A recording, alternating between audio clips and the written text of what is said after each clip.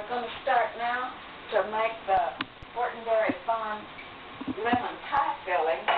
And Joe Ellen says you can't use any other kind of lemons except the ones that grow on the Fortenberry tree here on the Fortenberry Farm.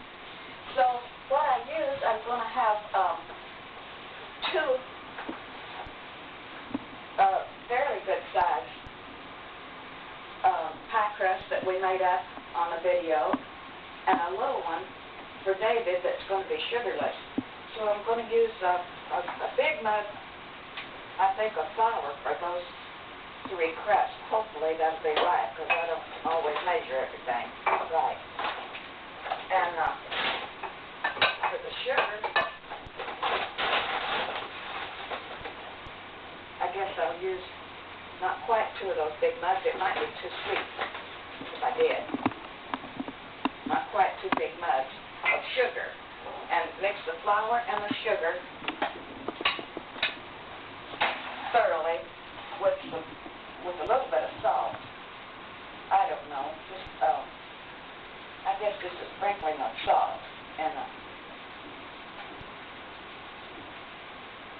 the pie filling. That thing doesn't work. Well, just a little bit of salt out of the can. Stuff it in.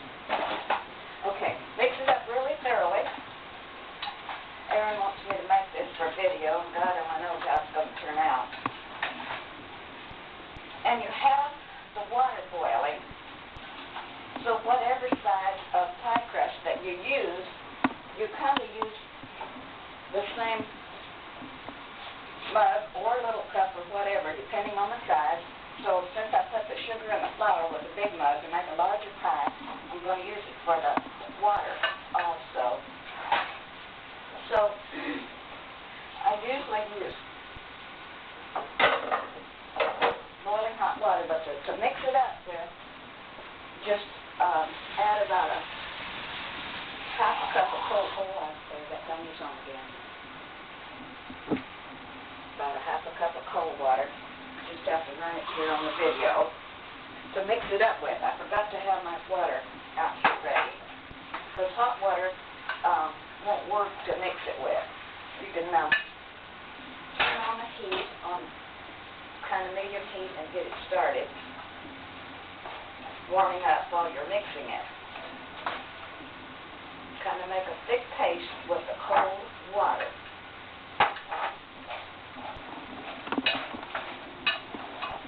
Hard to keep my face to the camera while I'm mixing here, but anyway, this is what I do.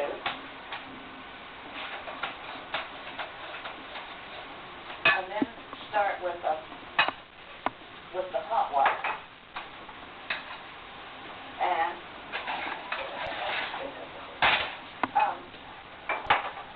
so I measure out the hot water, which is probably about, for those two pies, I would say almost 3 mugs of hot water. Well, actually, it's 3 pies with David's loaf. And then it takes a while to cook that to get it where it looks like a pie. I would think that you would keep the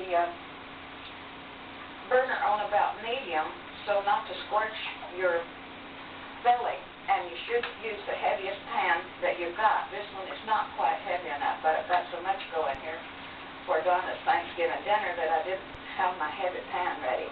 So it takes a lot of stirring, and one of these flash pans is not the greatest to make a filling in. Just real heavy pan of some kind that won't stick to the bottom so easily burn. And then you just start stirring until you get it all thickened up. So I didn't used to make lemon pies for Thanksgiving, because when Donna and Ray first got married, she never heard of lemon pie for Thanksgiving. She said, Thanksgiving, you're supposed to have pumpkin and apple.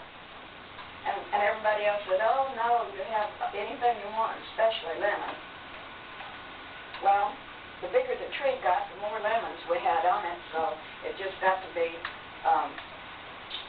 thing we do then for Thanksgiving and Christmas. And Aaron says for birthdays and everything else, we usually do have some kind of lemon pie. And like I say, Joe says this kind of, and I have tried it. Once I ran out of lemons in the summertime. We didn't have any of those lemons on that tree, and I got some at the store, and it didn't turn out right at all. It didn't even taste like lemon pie. So if anything I can't stand is something that's not real, and some of my friends make up those lemon pies when I go to eat at their house for a social or something. They have some of that fake lemon stuff, and I almost get sick if I take a bite of it. It looks real pretty, the way they make it, and they use cornstarch, and I don't. I've tried it, and it doesn't work for me. So I just use plain gold medal flour, the plain kind without any baking powder or anything in it, of course. So that's the story on the pies, and we still just get pounds of lemons. We just did pick a whole bunch of this year. They ripened early. Usually they're not quite ready. We just have to pick them off and on as they come on. But this time a whole bunch of them are ready for Thanksgiving. So it was something to do with the weather we had. So I'm just trying to get it all thickened up here. And I did clean up my refrigerator again, like Hoss told me to. He said, don't never start making tamales without cleaning that refrigerator, because I've been peeking in there and I know how you keep that refrigerator all messed up. And then you clean the whole floor and you clean yourself, he said, and all the dishes and everything that goes with it before you ever start, even with a lemon pie. So I tried to do that. So then, because I think about him every time I start to make anything, and I will try to make these tamales again, and they did turn out pretty good when I made them the last time, but I forgot to clean up the refrigerator, so make that kind of little harder to make them. I don't know if I will make for this Christmas. So that's the eggs, and I put about 4 to each pie, the yolks, because I need a whole lot of whites when we beat the egg white to make the meringue. Donna said one time, well, how come it looks like that? So I said, well, you just have to save up your egg whites, make a cake or something and save up your egg whites, and use that for the meringue so that you'll have a whole lot, or it won't look right. It won't look like a Fortenberry pie, I guess is what I'm saying. I don't know. But you have to strain that lemon juice and get the seeds all out of it. So I did all of that yesterday. So along with the egg yolks, I add probably a couple of tablespoons. I just cut off some. You can use real butter or margarine. I guess a couple of halves of butter there for each pie. I didn't want to get it too rich, but anyway, they're going to be kind of big pies. And that's really all lemon pie is. It's lemon juice and sugar or sweetener and water and butter and eggs and a little bit of salt. That's what goes into it. But you've got to be sure it's really thick. And it takes a few minutes to really get thick. Because you can tell if it's not thick enough, you're going to have to add some more flour. That's why I told you about how much I use. I think for those 2 pies, a mug like that, full of flour, along with David's little level full of gold medal flour. But it takes quite a bit.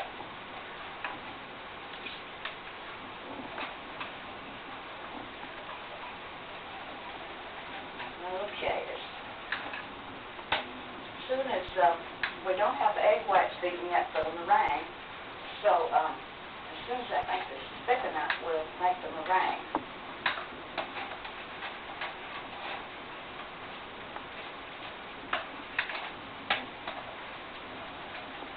That should do it there.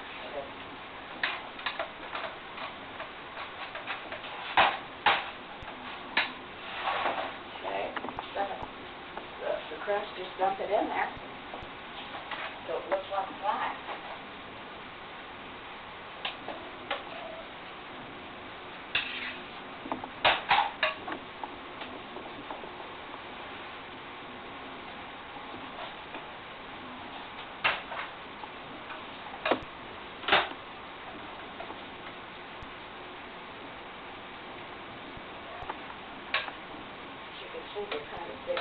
Susanna said we might have 20 people, but I know the little people won't eat hardly any. So they're going to be big pies. And I'll fill these up later after I make the meringue, and then we have this little crust right here. Okay, that's how you make the Fortenberry Farm lemon pie. You use a half a cup of lemon juice.